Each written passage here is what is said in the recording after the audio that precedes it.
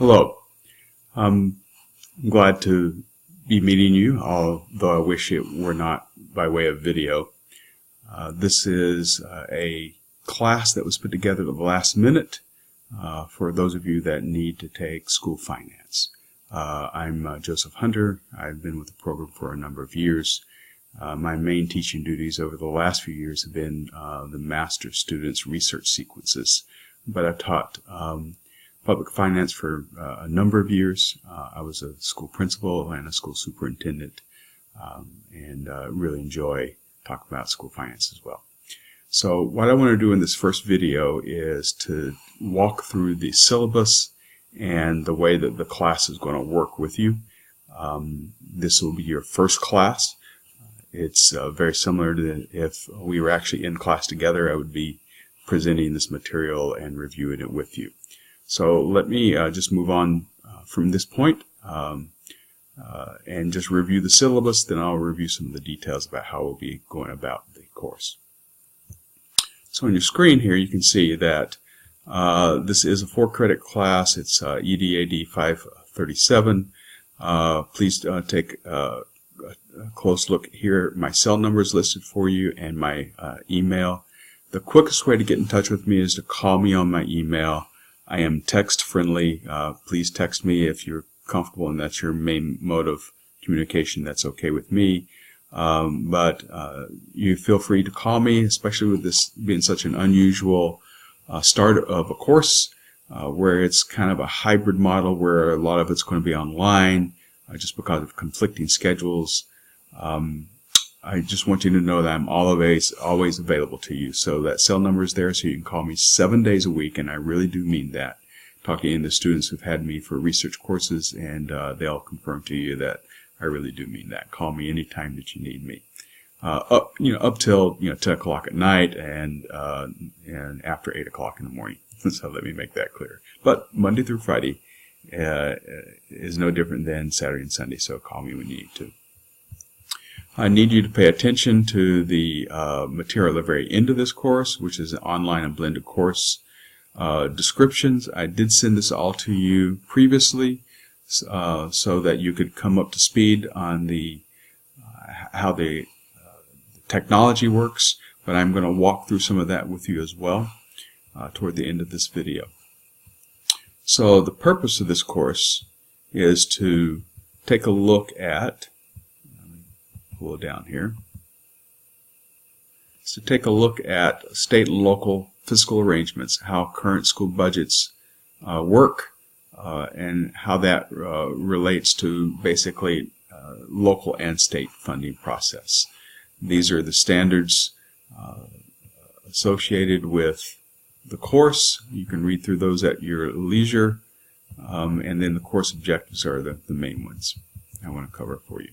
The objectives is to understand the effects of bonds and levies on real estate taxes, to analyze the needs of a school, design a building budget consistent with needs and goals of the building, to understand the implications of budgeting from others' perspectives, to understand personnel accounting procedures consistent with the S-275, which is Position Control Report, understand district budget procedures consistent with the F-195, which is the adopted working district budget, as opposed to the F-196, which is the budget that's closed out at the end of a year. So that's the finished closed budget.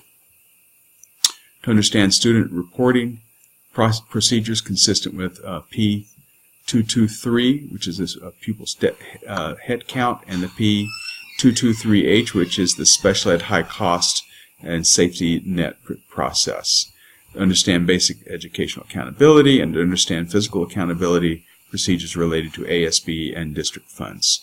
One of the things that those of us that teach school finance, one of the things that we say regularly about school finance is we are going to spend a lot of time on ASB funding and procedures and law, because ASB seems to be the place where a principal, especially a new principal, can find their name in the local paper or on the local TV station really quickly. So we don't want that to happen to you.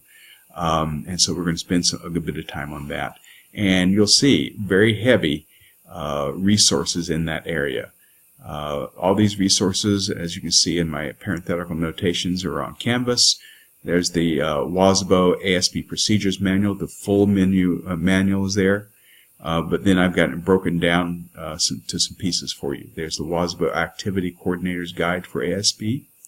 The ASB Fundraising Handbook is there. And then the other thing I have in Canvas files are the Citizen's Guide to Washington State K-12 Finance and a Homeowner's Guide to Property Taxes. All these are in Canvas. Things that you'll have to get on your own is from your district. You'll need to get a copy of an ASB budget and a school mission statement. My suggestion is if you're in a secondary school, go to your ASB advisor or your assistant principal and ask them for a copy of the ASB budget. And obviously you can get a copy of school mission statement from any of your supervising principals. If you're in an elementary school, sometimes elementary schools will have an ASB budget, but more often it's going to be at secondary schools. Go to your principal if you're in elementary and ask them if you have a student council and ASB advisor and process. Some large elementary schools do. If not, then you'll need to work with one of your the middle schools that you feed into and get a copy of their materials there. Call me if you need any help with that. There are some things that you'll be producing during the class. The main portfolio product, or the common assessment piece, is called the RAP, and it's the Resource Alignment Plan. This is something that you'll be completing as we go through the course, and it'll be part of your final grade for the course, and it also will then serve as a piece that you put in your portfolio for when you're doing your internship. And when you finish your internship, you'll have a whole package of all these common assessments that you've done from courses, and then those all get reviewed, checked off, sent to the the certification office at Western, and then when Western assures that all of those common pieces that are required of the state, they will forward your file to the OSPI, and OSPI then will review all those documents to ensure that you have them, and then they will be able to provide you certification as a school administrator. So this is really an important piece that you'll need to do. Along with that resource alignment plan, you'll be doing an analysis of the resource allocations as it supports school vision and school improvement process. The thing that we're trying to make sure you understand about resources is resources should be directed to meet the school vision plan and the school improvement process for that school. You'll also do a field-based activity, and this is going to be to develop a professional development PowerPoint that could be presented as a workshop focused on ASB financial procedures for a public secondary or elementary school. You can ignore this unfinished sentence there. I'll try to correct it in a new version I sent out.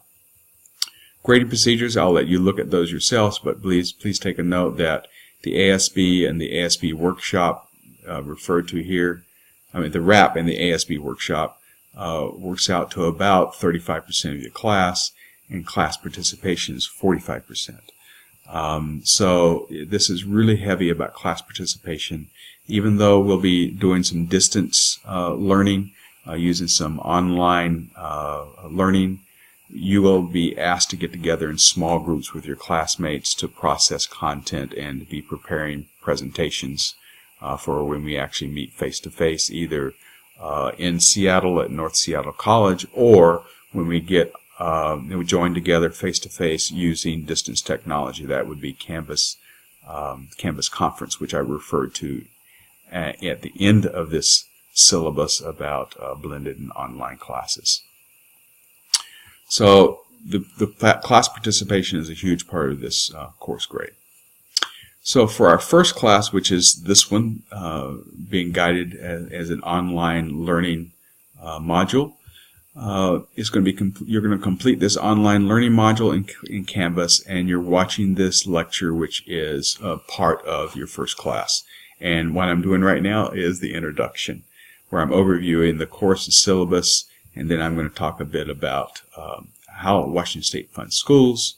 I'm going to talk about the overview of state constitution related to school funding, talk about the paramount duty of Washington in funding schools, and then I'll be talking about these two documents here that you'll need to read as part of your class online module for the first night.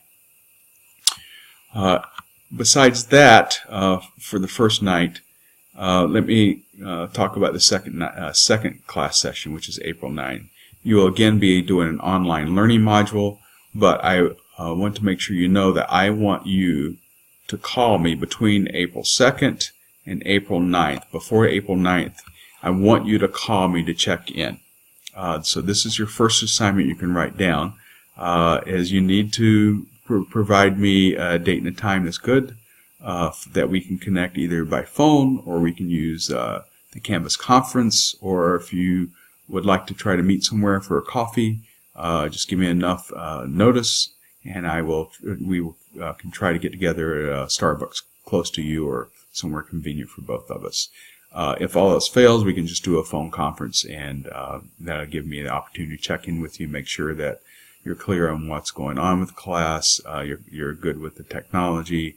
I just want to make sure that I've had the opportunity to touch bases with you and make sure you're fully up to speed, and that I can help make sure you're successful in this sort of hybrid course where it's going to be some face-to-face in Seattle, some of it will be face-to-face on Canvas Conference, and some of it will be completely self-directed learning using these learning tools on Canvas.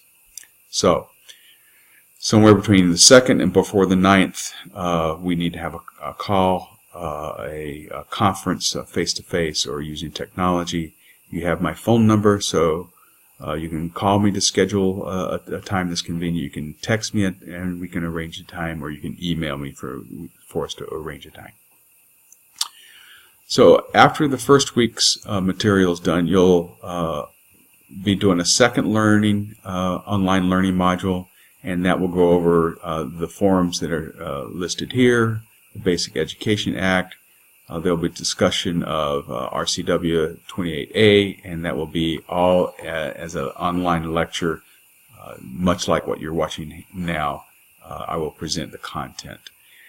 I also have, for the 9th, I will have you doing a work module, a learning module on McCleary. And what I want you to do is to kind of come up to speed on where McCleary started, how it progressed through the 2015 to 18, and where we are now. And you can see on the 16th with the face-to-face class session that we will hold on Canvas Conference that I'm going to have you doing some small group sharing of your paper that you're going to write about McCleary. And that McCleary assignment is uploaded into the Files section of Canvas. You can pull it up, look through it, and it should be pretty clear about the readings and the thinking you need to do, and then the writing assignment that you'll do. Also on the 16th, I'll have you, I will be doing some wrapping up districts and budgets. I will set up cooperative learning groups for you to work in, and you'll be doing some school budgeting scenarios, which I will send to you before then and assign them to groups, and then your job is to work through those scenarios and come up with a group presentation where you analyze those scenarios and make a classroom presentation. Those classroom presentations will happen on April 23rd, as you see here. April 23rd is a all face-to-face meeting at North Seattle College, room IB 3327. IB stands for Instructional Building. 3327 is the classroom. There, your cooperative learning groups are going to do the presentations. I'll have you do some ASB activities, and then we'll talk about ASB coordinators guide and some sticky areas where you can get in trouble with ASB funds. On April 30th, you'll again be doing a fully online learning module through Canvas, and my lecture for the 30th will be quite extensive. because as you see here on the screen, there is just a whole bunch of stuff that I'll cover for you. But don't be thinking that the video will be the only way that you'll get this content. All this content I will review, but it'll be fully available to you in the ASB manual that I'll have in Canvas, and you can download it and use it to follow along and review as you need. And also it's something that if I were in your shoes, I would download and put it into a quick reference book for myself, so that as you move from being students to being administrators, you'll be able to access this information quickly in one spot. That can be an electronic portfolio, or it can be a 3-ring binder portfolio, whatever is comfortable to you. I typically use everything electronic now. I think a lot of people are slowly moving toward that. May 7th will be another face-to-face classroom. We'll talk about the May 7th classroom meeting when we get together for the first face-to-face. All of us will be at the North Seattle College on the 23rd. At the end of that section, we'll talk about whether you want to have another full everyone in the same place on the 7th, whether you want to use a blended attendance. And what I mean by that is some of you may want to come to North Seattle, and some of you may want to just use your computers and come in through Canvas Conference and join that classroom. But we'll talk about it and make a decision there. Then the same options will be available for the 14th, for the 28th, to either come to North Seattle face-to-face or join using Canvas Conference while the rest of us are in the classroom. I hope to make make that really clear when we meet and show how that works. 21st, you have another online learning module, and you'll see the details here. I typically like to bring in a classroom speaker to talk about it. From a practicing administrator, how do they typically handle a building budget? And let me tell you, I'll give you one little clue, and you probably all know this since you're veteran teachers. Principals rely heavily on their administrative assistants, or some people still call those individuals head secretaries, to do most of the day-to-day managing of budgets and processing POs and those kinds of things. The last class, which is June 4th, we're going to have a discussion somewhere between the 23rd and May 7th about how we want to do that last class. Right now it's scheduled to be an online full Canvas conference, everybody participating. I've also given students the opportunities to record their final presentations and post them on Canvas so that people can see them that way. Sometimes we've extended May 23rd, 28th session and let everybody do their presentations there, have an extended session there, and not meet on the 4th. But there's some options there. We'll talk about them and come to an agreement about how you guys want to address the final class session. The nice thing about a small session like this, where I think there's 5 of you that will be in this course, we can be really flexible about how we meet. We won't need as much physical time in the classroom to cover material, because you won't have 10 to 15 people covering presentations in the classroom. So we'll be able to make up some ground just because you have a small class size. Let me jump on down now to the online and blended course. I want to highlight just a couple of things. I know you've seen this, but I really want to come back and make sure that you take a look at this. I really encourage you to make sure that you have available a headphone mic set available to you, so that if you decide you want to join one of our class sessions where we're all maybe in Seattle, at North Seattle College, and you might be at your school in your classroom, but if there is external noise that is coming through the system to disrupt things, either on your end or just environmental noise from somewhere else, the headphones and mics can be turned on and off as you need to speak, and it will make sure those of us that are in a classroom listening aren't having you drowned out by environmental noise where you are. So it's not absolutely necessary. People have made it through courses using the distance technology, which is the Canvas conference, without the headphone and mic set, but if you can have one available just in case you run into problems, to keep you away from the frustration of not really being able to participate as well as you otherwise might. The other thing that I want to make sure that you're very clear about is, if you have not done these tutorials and gone through the material to the point where you know that you're comfortable and you can use all the tools, I'm again encouraging you to make sure that you do that.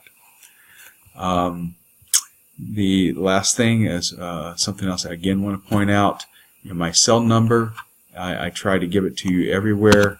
I am text active. I'm always available, especially in an unusual situation like this course where it's kind of come together with short notice, and it may be the first time some of you have done a blended online and face-to-face course.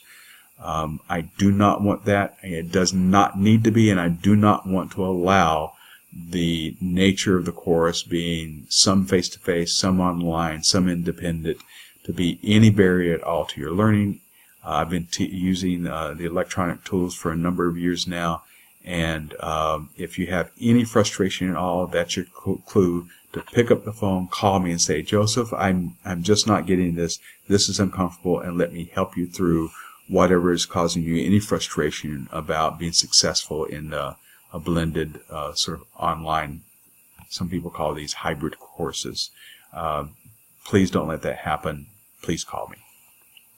So with that all being covered, let me jump back to what is on our syllabus for this evening.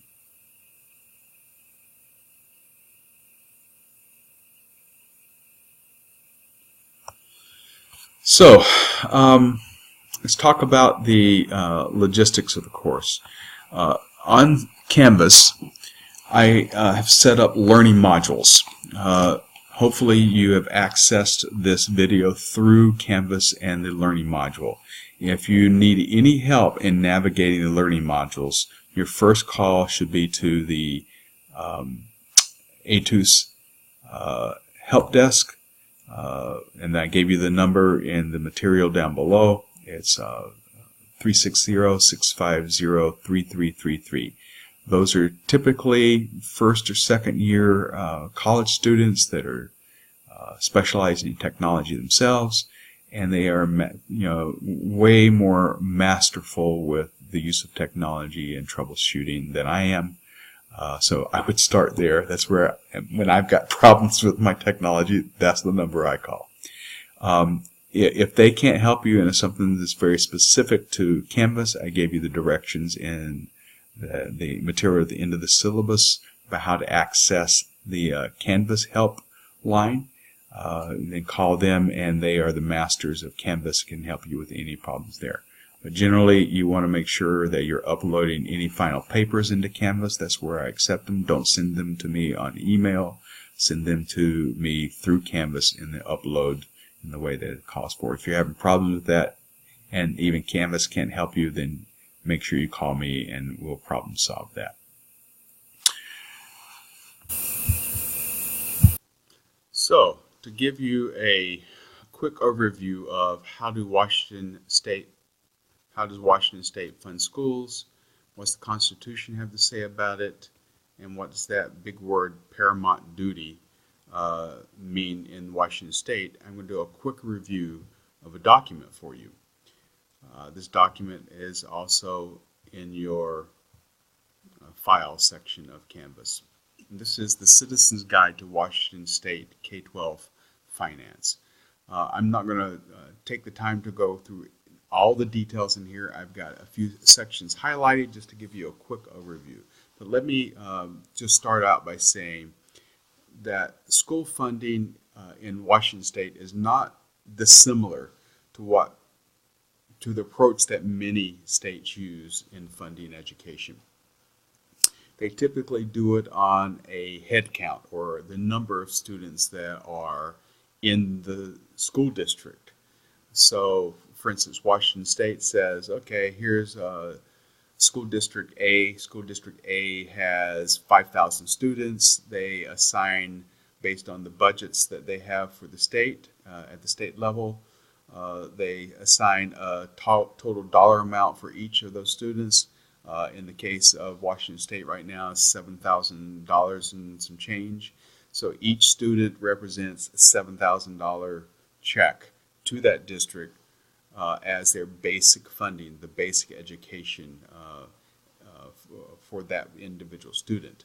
So you take the total number of students times the state allocation, and that's the general way they fund schools. But there's a lot more involved with it. But I'll get to that as we go along in this guide here. This was updated in 2018, as you can see here.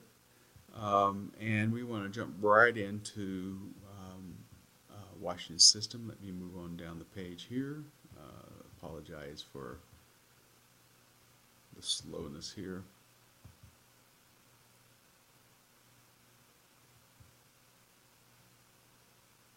So the first thing you need to know is that Washington has about 295 school districts. Those districts operate under a number of laws and rules, but in general, the 295 school districts all receive funding from the state based on their student enrollment. There are some adjustments they make in the formulas that they use. For instance, small schools have an adjustment to the formula, and there's a variety of other formulas. But it's all driven by this particular line in the Washington State Constitution. And here it is. It says, "It is the paramount duty of the state to make ample provision for the education of all children residing within its borders, without distinction or preference on account of race, color, caste, or sex." And that's Article 9, Section 1 of the state constitution. So exactly what does that mean? Here it explains that this provision is unique to Washington. No other state has it. And it says, look, you have to make funding public schools the most important thing in all of your allocations of funding in schools. It is the primary duty of the state is to make sure children are educated. It doesn't mean the other things are not important. Funding of police and fire and all those are important. Funding of initiatives in the state to maintain bridges and infrastructure, all those are important. But Washington State, unlike any other state in the U.S., it says it is the primary, the paramount, the ultimate duty, the duty that you must take into account first is the funding of education, or the providing for education for children. Now, here's the problem. Is although we have that in our state constitution, we understand that there are always competing needs. But it took a court case to sort of push the legislature to understand that Article 9 in Section 1 of the state means that the basic, they had to define what a basic education program was, and that after they identified that basic education, the court said it is the state's responsibility to fund that, and that it has to do that which is independent of local tax levies. In other words, the state had the responsibility and they couldn't push it on to the local level just by saying you have to raise money in your own local community to help fund these things. Now that's what actually some of the battles over the last few years has been, that there are people who felt like that the balance wasn't right. They allowed local levies, local tax levies, and they used those levies for filling in what others argued were the basic education for all students. And so it became unbalanced because some communities could raise more local funds than others, and therefore students were not getting the same sort of basic education. School districts may use local property tax levies to fund enrichment programs and programs outside the legislative definition of basic education. The use of local levies as an offset for the state's responsibility is not allowed, and that's what the McCleary case was about. So let's jump down a little further here in this document and talk about the McCleary case. In the McCleary case, this was a suit was brought against the state saying, look, you aren't taking care of your paramount constitutional duty. The Washington State Supreme Court found that it failed to meet its paramount constitutional duty to amply fund a program of, and there's the key term, basic education, because the level of state funds fell short of the actual cost of the basic education program. So with that finding in 2012, January 2012, we entered into a series of challenges, court challenges, where the legislature was coming face to face with that. They just had not made the funding of public schools the paramount duty of funding. So I'm not going to read all this. This is in your packet, and you can look down. You will need to look down through a ton of this material to get a better feel for how this progressed. But let's just say that the court ordered the legislator to report on their progress about their funding for basic education out of 2012. By 2014, the court declared that the state was not on target for funding their obligations to schools, and then they subsequently found the state in contempt. When it says the state, they're really talking about the state legislature.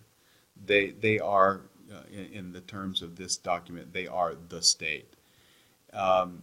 And so the court ordered them to submit a plan, but they did not, in 2014, they did not impose sanctions. When we jump on down to 2015 and 2017 biennium budget, the court found that the 15 to 17 operating budget made significant progress in some areas, but they were not fully in compliance with the court's order by that date. Then you jump all the way down here, and you see that the court also noted that a deadline of 2018 was coming, and that there was still no plan to fund K-3 class sizes to 17 students.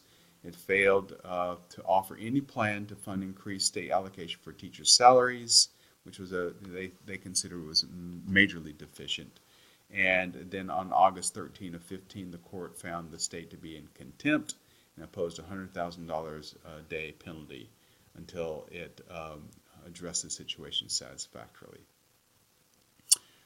Needless to say that the court recently, as September 1, they found that there was significant progress made and said that the state was meeting its basic education responsibility. There's still some things to work out, but in general, I wanted to point out to you that it took a lawsuit called McCleary, and you'll do some work on your own between now and next week on that, to sort of bring the state to where they could say, okay, we've got to fully fund schools.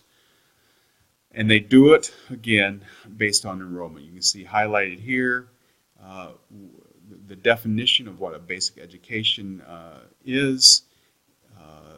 Once that's been defined, they use a student enrollment formula as the major process of distributing funds to schools. Again, it says $7,038 was the 17-18 formula. I don't know what it is this year, but it's somewhere in the neighborhood of that. This funding is based on the idea of what they call the prototypical school model. And so what's a prototypical school model means? It means a theoretical, if you had a prototype school, if we used a prototype school, then it would have a certain number. If you had 100 students, it would have so many teachers for 100 students, have so many classified staff, it would have so much administrative support, it would have so much for materials and supplies and other resources to help run the school. This model, prototypical model, applies staff ratios and assumes class sizes as well for both elementary, middle, and high school. Just to give you an example right here, it says the elementary school prototypical school model would have 400 students per building. Does that mean that the state legislature expects all elementary schools to have 400 students? No, that was the model they use for funding. As an aside, there has been school size studies done, and typically these prototypical numbers that are talked about in this document are pretty close to sort of the prototypical size of schools that they think are most efficient in terms of balancing social, academic needs of students in a school. So an 800 elementary school is not unusual. I actually had an elementary school when I was a principal at one time, had 900 elementary kids in it. It is not ideal. The prototypical size that they suggest here of 400 is pretty close to the national recommendation, which is about 350 students per elementary school. Allows a lot of flexibility to provide what they need with enough staffing, and yet small enough to meet the needs of small kids. Let me jump down to the other chart here. It shows you the prototypical size for other schools. Okay. There's one other chart first. School size for the legislature to fund what the legislature has been told by the courts as reasonable basic education. K-3 class sizes of 17, 4 to 6, 27, 7 to 8 is 28, and 9 to 12 is 28. They also give some other guidance in their charts here. But down below this is the prototypical size of schools. So elementary should be 400, middle schools should be 432, and high schools 600. Now again, please note that this is just a way to, this is a strategy for identifying funding. Then they use a staff per school based on these prototypical sizes. Administrators would be 1.2 per 400 in the elementary, where you see a high school with 600, 1.88 principals administrators for a high school that size, and associated other specialists. So our schools are basically funded using a formula based on a prototypical or sort of the ideal size school with formulas for support staff, including custodians, non-instructional aides, parent involvement coordinators, and those kinds of things. That all goes into a giant formula that they use at the state level, so that each year then, when you get projections of students, how many students are going to be in an individual school, administrators at the district level and business managers look at that, and they look at the history of what student enrollment has looked like for individual schools and for the district. They come up with a total number of students. They use the state's formulas, and then they can project, okay, if we have the number of students that we project we're going to have, and the state says we're going to have, let's say, $7,500 per student as the basic allocation, they can do some quick math and say, okay, we can look at our overall budget for our district being this much. And then it's the challenge of school administrators, superintendents, business managers, and superintendents, cabinet, and other individuals responsible for business operations. They go through and say, okay, so we have 5 elementary schools. They range from 700 down to 250, and then they also would then take formulas and allocate those state-given funds to individual buildings, making adjustments for free and reduced lunch, making adjustments for high cap, for for special ed students, and a variety of other considerations that are necessary to think about before distributing money to schools. So that's a quick overview of how the state funds schools. Now, what you're going to need to do after watching this video is you're going to need to actually take a look at some of the documents that I've uploaded for you. And we're going to take a look at the syllabus again. The documents I've uploaded for you and have asked you to read is a Citizen's Guide to Washington State K-12 Funding and Homeowner's Guide to Property Taxes, because those two documents will give you a lot more detail of exactly how school funding works, all the way down to what does that mean for homeowners on their property taxes. You know, how is that controlled? Who decides? How much goes to schools? How much goes to other services provided? How much can a school district go out? Sorry, there was a little edit needed there, so I know that was kind of a shift from a recording to a new one. I was wrapping up and noted that I was giving you some directions for the next class that weren't quite accurate. Between now and watching this video and doing what I've asked you to do, which is to read those two documents, you will need to just be thinking about school funding. I want you to go to your principal or your direct supervisor and let them know you're taking a class on school funding, and have a conversation with them about what they know about school funding. So read the materials, then go ask them about school funding, and just ask them open-ended to say, tell me about school funding. And then that conversation should allow you to sort of think through some of the stuff you read and ask them questions and ask them to clarify how your individual district looks at funding, how they create formulas and distributions in your district, and I think that will give you a fuller understanding of how Washington State funds public schools. Once you finish reading the material and have a conversation with the principal or assistant principal, in some cases maybe it's the head secretary that does a lot of the daily management of the budget, and that might be the person for you to talk to. But after you've done that, you're up to speed for this first class. When we go into next week, I'll have another video presentation for you to look at, where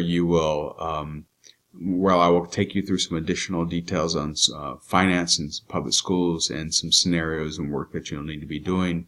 And at the end of the next class, I will have another learning module on school funding for you, and it's specifically the McCleary material, where I'll ask you to work through some additional details with McCleary, and then you'll end up writing a paper. But that paper you won't need to work on it. If you want to work ahead, that's fine, but you won't need to work on it until next week. Our third class meeting, which will be a all-conference video conference for all of us, you'll be presenting your ideas and your thinking on McCleary in a small group, and then we'll talk about it in a large group. Anyway, let me wrap up by saying that I strongly encourage you to give me a call at any time where you feel stumped. If you're having any anxiety whatsoever about the concepts you're reading or the syllabus and the expectations, do not hesitate to call me. I'm here. I'm sorry that for you that this class is sort of may feel like a startling, last-minute adjustment to you, but it doesn't have to be that way. Just give me a call, and I will help you work through whatever you need. Please see this class as a small group mentor process where I'm available to you as much as you need me. Although it may be in distance, it doesn't have to be.